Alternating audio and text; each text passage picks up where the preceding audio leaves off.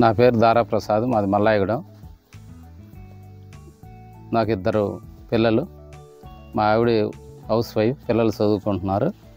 నేను తృణధాన్యాలు వ్యవసాయం చేస్తూ ఉంటాను.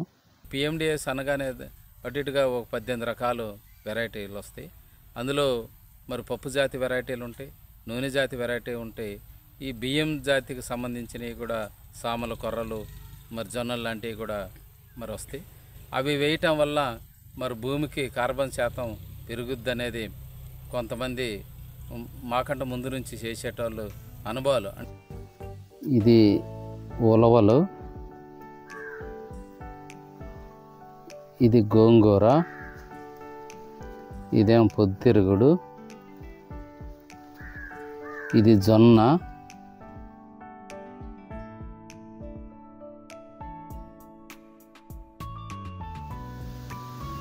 ఇది మినుము. ఇది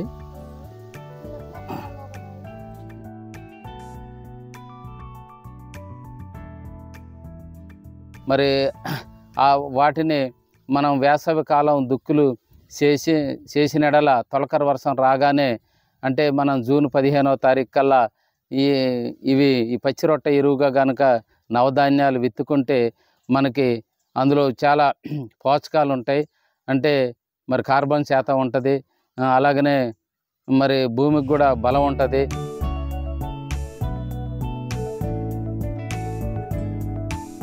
జీవ ప్రాజెక్ట్ నుండి ప్రకృతి వ్యవసాయం చేయాలనే ఆలోచనతో మరి మేమందరం ముందర రావటం జరిగింది. దాని మీద నేను ఈ సంవత్సరం జూన్ నెల 25వ తారీఖున నవధాన్యాలని మరి వేయటం జరిగింది. మరి ఆ నవధాన్యాలు 35 రోజుల తర్వాత వాటిని మళ్ళీ భూమిలో మరి కలియ దున్నాము. మరి నవధాన్యాలు కూడా వేయటం వల్ల భూమి ఎక్కువ వాటర్ తీసుకుంటుంది అనేది నేను ఎక్కడో విన్నాను. మరి కనుక నేల కూడా సారవంతంగా ఉన్నది. నేలలో మరి అడుగు పెడుతుంటే భూమి అంతా స్పాంజీలాగా మరి దిగుతూ ఉన్నది. దాని మీదే ఎక్కువ వాటర్ తీసుకోవటం మరి జరిగిందనేది నా అనుభవాన్ని మరి తెలియపరుస్తూ ఉన్నా. ఈ నవధాన్యాలు అనేవి నేను విత్తుతూ ఉన్నాను. అన్ని రకాల పోషకాలు మరి ఇందులో లభ్యం అవుతాయి. అంటే మనం ప్రధాన పంటకి ఏవైతే పోషకాలు అవసరమో ఎరువులు వేసే అవసరం లేకుండా ఈ నవధాన్యాలతోటే మరి పంట పండేదానికి మరి వీలుంటుంది. ఎరువులు అనేవి కూడా వాడతలేదు. మరి ఈ నవధాన్యాలతోటే నేను మరి ప్రధాన పంట అయినటువంటి వేరుశనగని పండిస్తూ ఉన్నాను. ఈ నివంతంగా అయ్యేదానికి అవకాశం ఉంటుందనేది మరి చెప్పటం జరుగుతున్నది.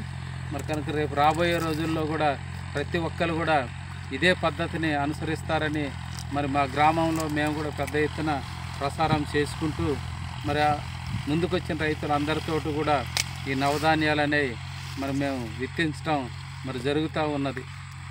ఇప్పుడు ఎక్కువ మంది రైతులు ఫస్ట్ కష్టపడ్డ దానికన్నా ఇప్పుడు అందరూ కూడా సంతోషంగా ముందుకు రావడం జరుగుతుంది.